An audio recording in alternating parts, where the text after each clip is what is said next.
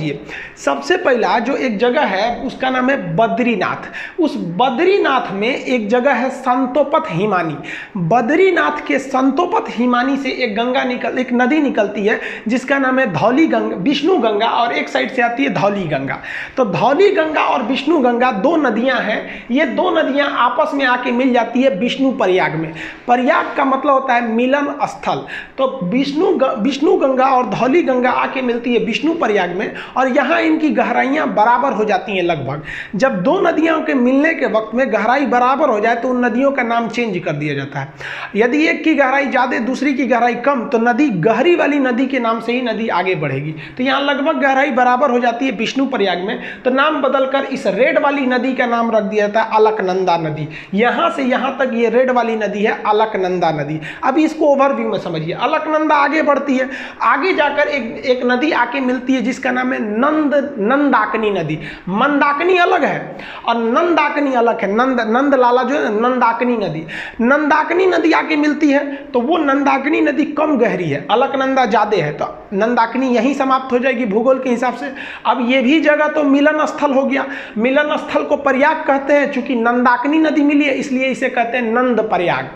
नंद प्रयाग के बाद नदी और आगे बढ़ती है, तो यहाँ आगे बढ़ती है तो एक और नदी आके मिलती है पिंडार नदी। पिंडार नदी जहाँ आके मिलती है उसे कहते हैं हम लोग कर्ण प्रयाग। तो कर्ण प्रयाग में पिंडार नदी आगे मिल गई। अलकनंदा जो है कहती है भाई तुम कम गहरा हो, तुम यहीं खत्म हो जाओ, आगे हम ही बढ़ेंगे। अलकनंदा आगे बढ़ती है तो एक और नदी आके मिल जाती है। वो नदी निकलती है केदारनाथ से, ये वाली निकली थी बद्रीनाथ से। उस नदी का नाम है मंदाकिनी नदी। ये मंदाकिनी नदी आके इसे मिलती है, ये जाके मिल जाती है यहाँ पर। मंदाकिनी कम गहरी, ये ज़्यादा गहरी, इसलिए मंदाकिनी यहाँ समाप्त। अब ये मिलन स्थल है, इसका भी नाम प्रयाग रहेगा तो इसका नाम हो जाता है रुद्र प्रयाग। रुद्रप्रयाग से नदी फिर आगे बढ़ती है, अभी भी अलकनंदा, इस रूट में बहुत गहरी है अलकनंदा। अब यहाँ से आती है उत्तर काशी जिला से। उत्तर काशी के पास एक जगह है गंगोत्री। अब गंगोत्री के पास एक एक्यूरेट पॉइंट की बात करेंगे तो वो है आपका गोमुख। वहाँ से एक नदी निकलती है जिसका नाम है भागीरथी नदी। ये भी बहुत बड़ी नदी है और उत्तराखंड के लोग मुख्य रूप से इसी को गंगा मानते हैं, ये वाले साइड को, ये उसकी सहायक समझते हैं। तो भागीरथी निकलती है, तो इस भागीरथी के बीच में एक नदी आके मिल जाती है भिलांगना। छोटी सी नदी है, कहती है भागीरथी चला यहीं पे खत्म हो जा। भिलांगना इसको लेके आगे बढ़ जाती है और भागीरथी भिलांगना को लेके आगे बढ़ जाती है और भागीरथी जाके इस अलकनंदा में मिलती है देव प्रयाग के जगह पे, और यहाँ पर दोनों की गहराई लगभग बराबर हो जाती है, तो इसका नाम हो जाता है गंगा। अब आप बताइए, गंगा तो इतनी नदियों से मिल के बना है, अब इसको याद करना बड़ा टफ है, तो उसको तरीका समझिए याद करने का। देखिए, विष्णु भगवान थे, इन्होंने अवतार लिया, तो कृष्ण भगवान का अवतार लिए थे ये। तो बचपन में कृष्ण भगवान का नाम क्या था? यशोदा का नंदलाल। तो विष्णु भगवान क्या बने? नंदलाल बने। और ये जब बचपन में थे, आगे बढ़े, तो ये हमेशा इनके कान में बाली रहता था। आप देखेंगे कृष्ण भगवान कान में बाला पहनते थे और गले में उसके बाद रुद्राक्ष की माला। तो लाइन से याद रखिएगा, विष्णु भगवान से याद रखेंगे विष्णु प्रयाग, नंदलाला से याद रखिएगा नंद प्रयाग। कान में बाली पहनते थे तो कर्ण प्रयाग, गले में रुद्राक्ष की माला रखते थे तो रुद्र प्रयाग। और जब इतना चीज कर देते थे तो कृष्ण भगवान का जो रूप हो जाता था वो एक देव की रूप हो जाता था और उनकी वाणी देव की वाणी हो जाती थी। अकेले महाभारत निपटा दिए फाइल अकेले, इन्हीं की तो मतलब उपदेशों को गीता में रखा गया है। तो लास्ट में वो किसका रूप ले लिए? देव का रूप ले लिए।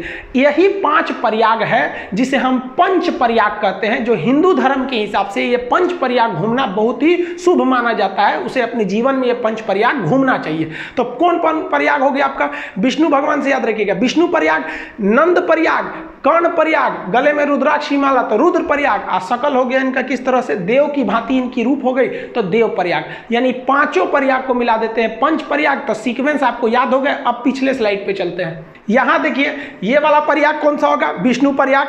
विष्णु भगवान नंदलाला के रूप में जन्म लेंगे तो नंद प्रयाग, कान में पहनेंगे तो कर्ण प्रयाग, गले में रुद्राक्ष की माला तो रुद्र प्रयाग, और सकल हो जाएगा देव के भांति तो देव प्रयाग। ये नदियां हो गई। अब आप बताइए, देव प्रयाग के आगे गंगा बनती है। तो बीपीएससी में क्वेश्चन पूछा था कि ये भागीरथी तला अलकनंदा का संगम कहाँ होता है? तो वो होता है आपका देव प्रयाग में। समझा गया? अब इसको एक बार दोबारा समझते हैं। संतोपत है, हिमानी पानी है बहुत बड़ा, वहाँ से निकलती है धौली गंगा, विष्णु गंगा। कहाँ मिलेगी? विष्णु प्रयाग में।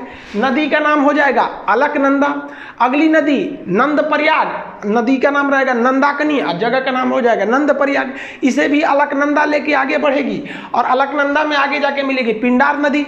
अब की जगह कौन हो जाएगा? कर्ण प्रयाग। अलकनंदा फिर आगे बढ़ेगी, मंदाकिनी को ले जाएगी अपने साथ, मंदाकिनी को ले आके मिलाएगी तो हो जाएगा रुद्रप्रयाग। गले में रुद्राक्षी माला हो गई। अब कृष्ण भगवान के पास यही सब तो चीजें थी, अब देव का रूप ले लेंगे।